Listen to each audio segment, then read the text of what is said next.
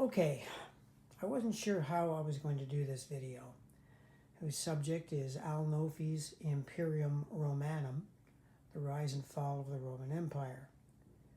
Now, this is the third edition of the game we're going to be looking at. First one came out in 1979 from West End Games. Second edition came out in 1985, which was an improved edition over the first one. And this third one came out in 2019, now published by Decision Games. Now the scope of the game is huge. Covers over 6.5 centuries of history. And there are 41 scenarios in the game, starting in 53 BC with the Gallic Revolt, and right up to the period more or less ending around 629 AD. So in one box, you're covering one heck of a lot of history. Now there have been many games on the Roman Empire. Most of them have covered a section of Roman history. More recently, a game like Time of Crisis, which covers the late Roman period.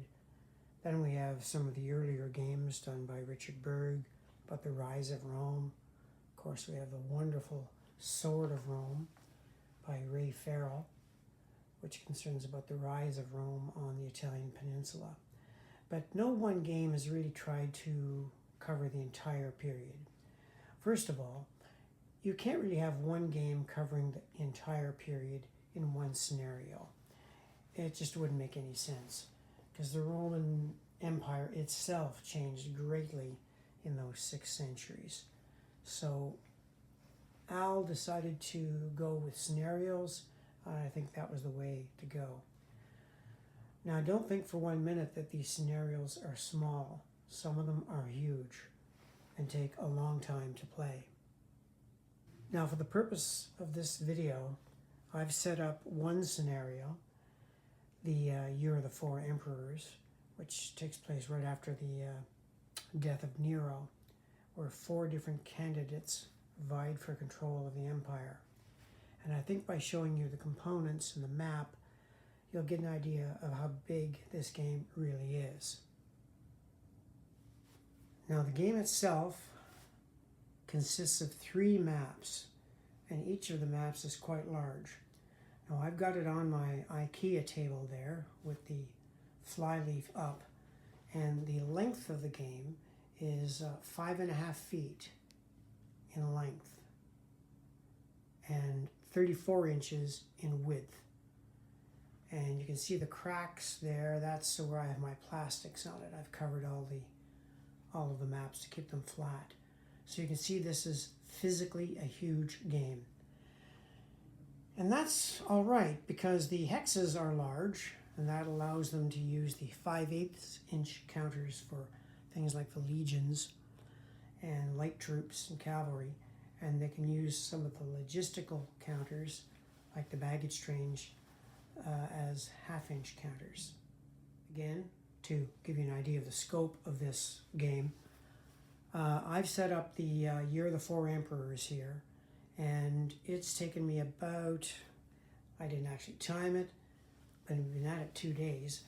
Of course, I didn't spend the entire 24 hours on it, but I'd say the setup time, if you do it consecutively, is going to take you about 2.5 hours just to set up a game. So it's a very big deal, that's for sure. Now, I'm going to zoom in on the map, going from the west to the east, so we can see what the map is like. And it's a beautiful map by Joe Huse. I think it's one of his best works. Let's take a look at the map more closely. Now, this product is so large, I'm loath to call it a game. It is, every sense of the word, a simulation of the Roman Empire. It's very, very well done. I'm going to try to keep the comments as positive as I can and keep the negative for near the end. Now, this scenario begins in 69 AD, and we're beginning in the west here. You can see Lugdunensis and what we now call Spain. And the red control markers are there to denote the forces of Vitellius. You can see him up in the north there. He's here in Germania Inferior. So anything with the red associated are Vitellius's forces. So he's the leading contender in the west. You can see the hexes are quite large. Those are 5/8 inch counters. And we'll just pan over a little bit to the right where you can begin to see the purple counters. And they are under Cerealis. Over here in the middle, you've got Otho. He's in the blue. I can't quite show you all of North Africa, Carthage there. And you can see the control markers for blue to show you which provinces that commander owns.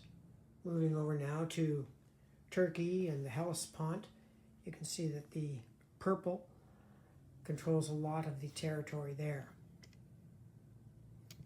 And dip down to North Africa again. Cyrenaica, go back over to the left a little bit. And you can see a typical unit there, a light unit. This one happens to be archers because of the black box. And let's see if we can show you some other ones. Yes, way up here you can see some legions up here. Now, one big change that was made from the other two editions were the legions and the barbarian infantry are all the same color.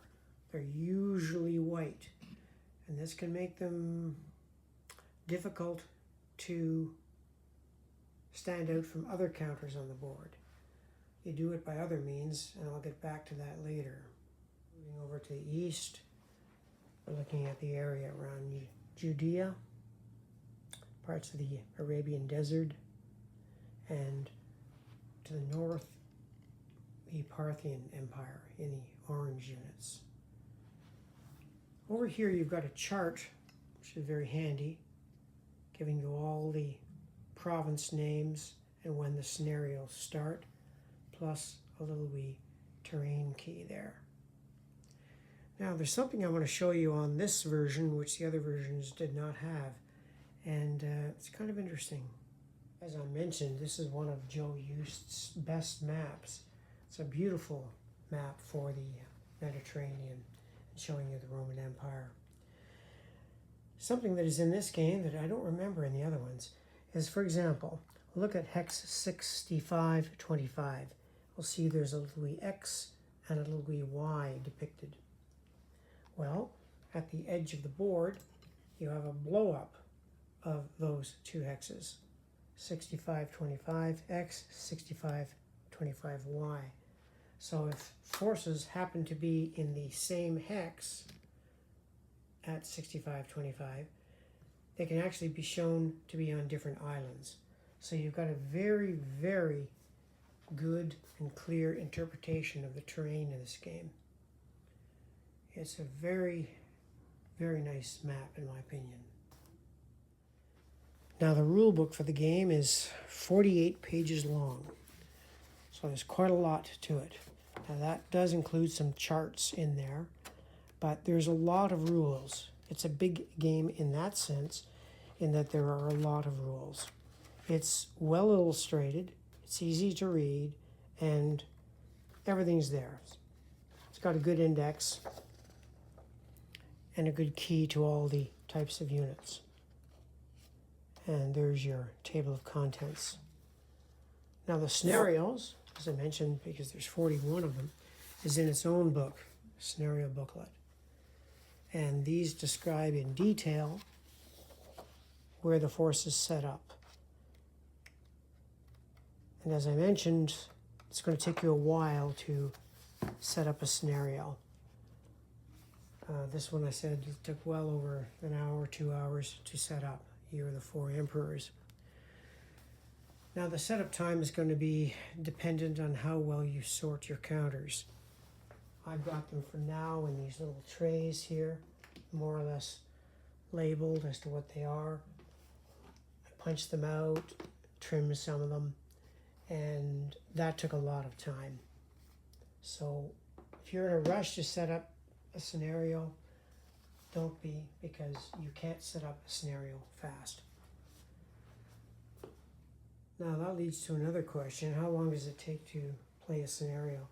Well, there are some small scenarios like the Gallic Revolt, which I think can be played on one map, but in the scenario setups, they don't specify which maps are used.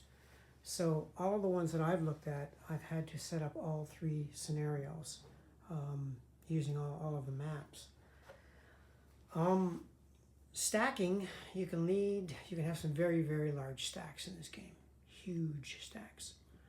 I remember when I set up I think it was the Triumvirs versus the Assassins. I think here at Ephesus, or it could have been the Antony and Cleopatra. Antony set up here, and he had close to, 22, 25 counters.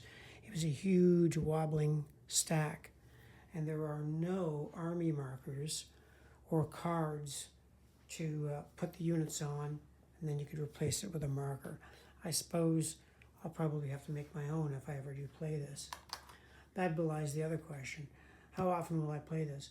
Well, I must confess that I owned Imperium Romanum, the first one, and the second one, and almost never played it. The first one stayed on the shelf for years, literally, and I just got rid of it. Imperium Romanum 2 suffered a similar fate. If you want to see what happens with that game, you can see my video on that game. I did play 1 or 2 scenarios, but they are big scenarios. It's a big game. It's huge, and it will take a long time to play it. You'd have to leave it set up for a long time. I don't know if there's a vassal module for this game or not. I know Decision Games is not very supportive of vassal modules, but I'll have to see if there is one for this game, because this is about the only way I can see ever playing this game. Now, I watched Enrico's video, Callendale's video, on Imperium Romanum 2, and I don't think he was that enamored of the game. And he had some interesting conclusions at the end that, to my recollection, are the same ones that I had. Now, when I played with my son some years ago, I think we played the Caesar versus Pompey scenario. So the game centered very much around Greece and Italy.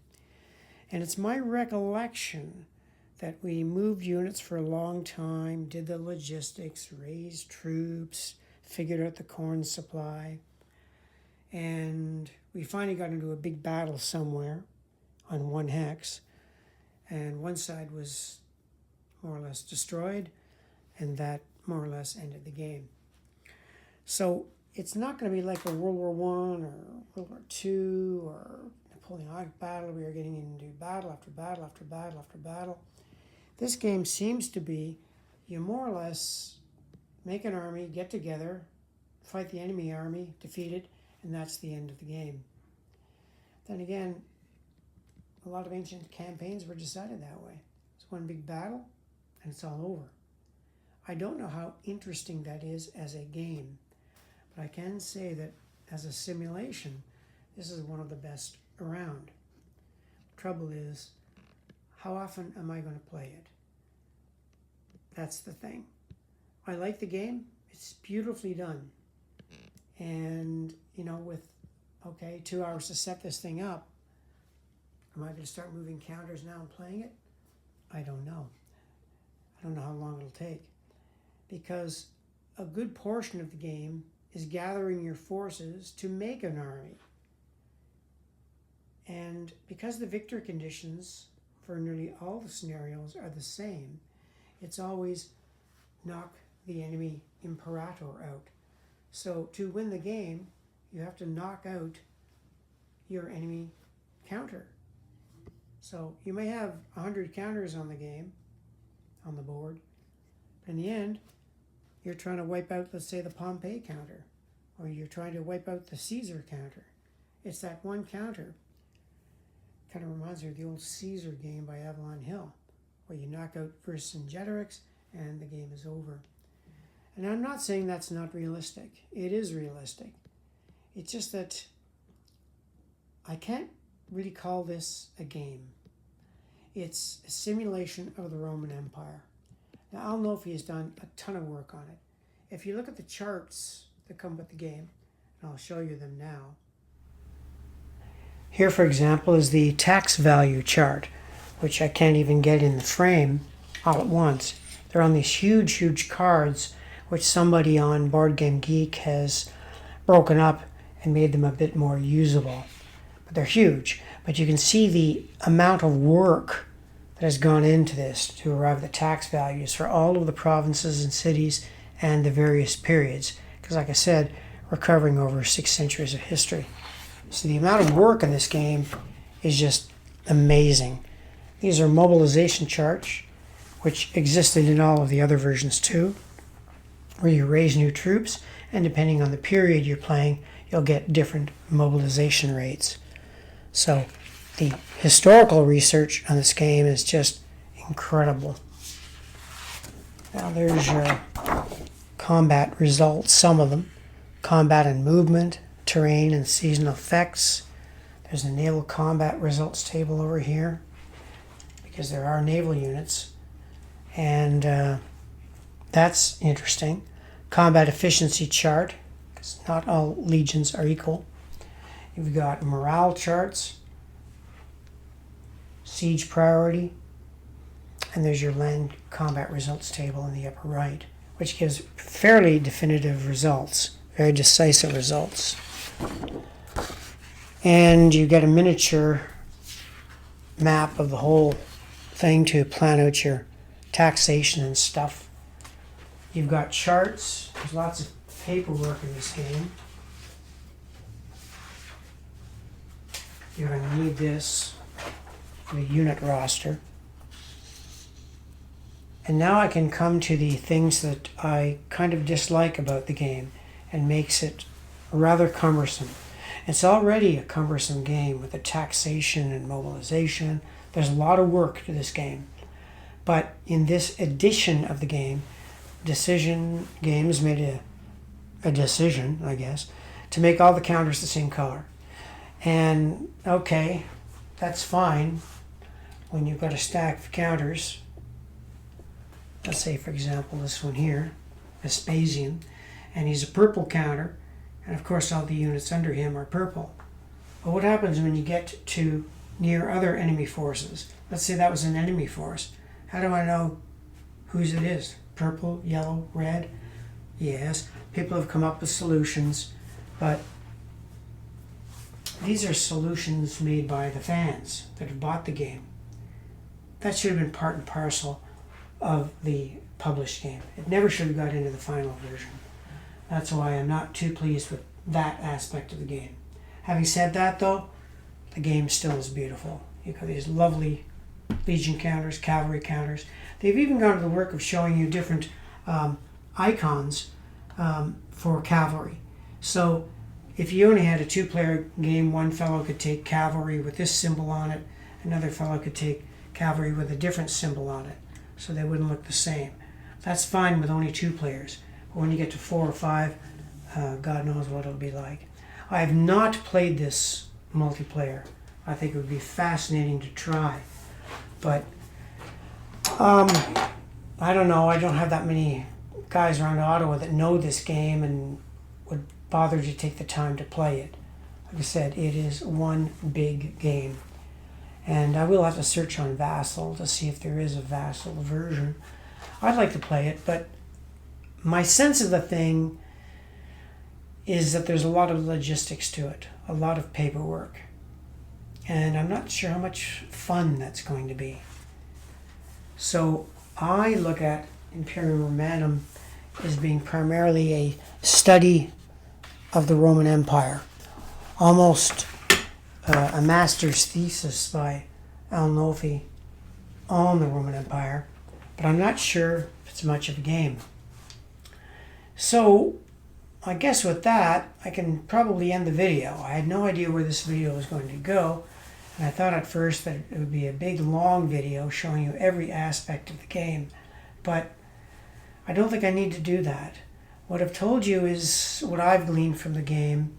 I noticed there is not a lot of traffic about it on Board Game Geek or Consim World. in all the editions, I don't think there's just not much of a splash. I've never seen this set up at a convention. I've never seen anybody ever play this thing. So it's a study. And if you're into the Roman Empire, like I am, then you might want to have it. Other than that, I'm not sure if this is your cup of tea. But I do appreciate the work that Al Nofi has put into Imperium Romanum, and I think it is one fine simulation. And that's all I have to say. Thank you for watching.